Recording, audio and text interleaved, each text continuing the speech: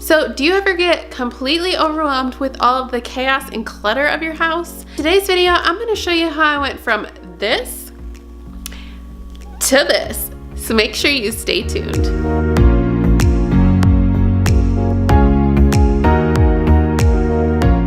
Hey everybody, I'm Lindsay with Organize to Save. So this week has been an absolute insane week.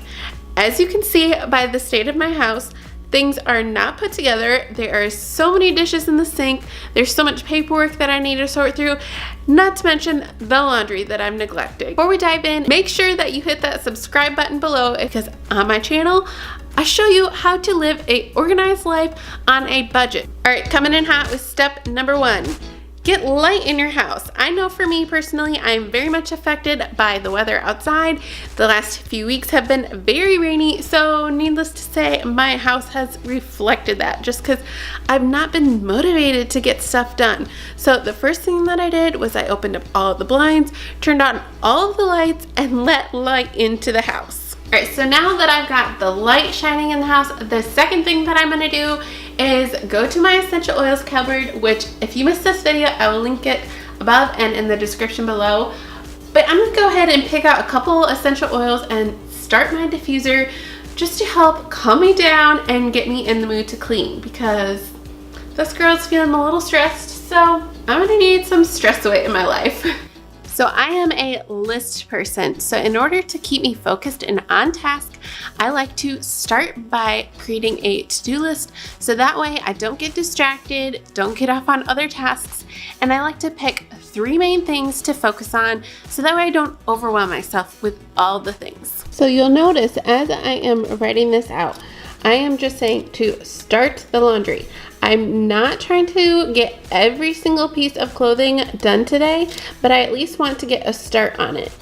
The next thing is to do the dishes. I would really like to clean all of the dishes today if possible. And then the next thing is to clear off the island.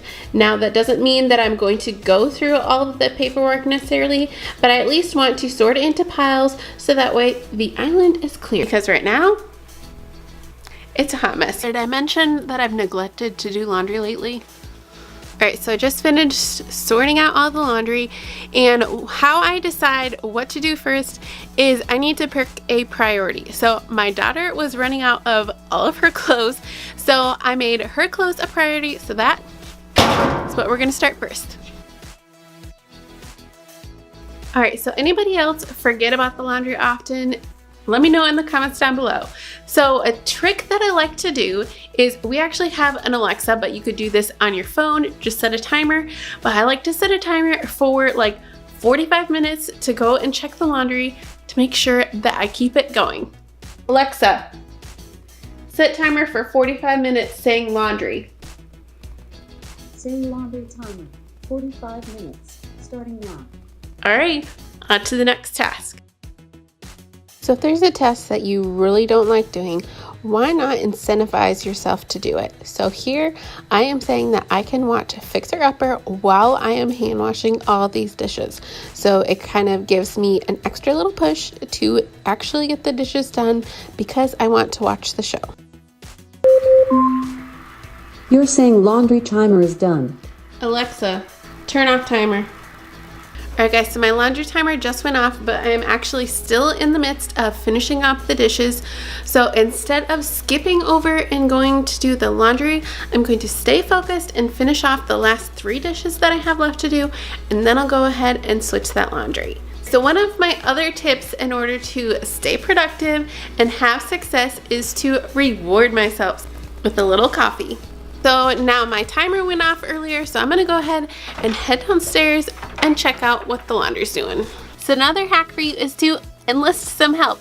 Ellie is gonna help me switch around the laundry.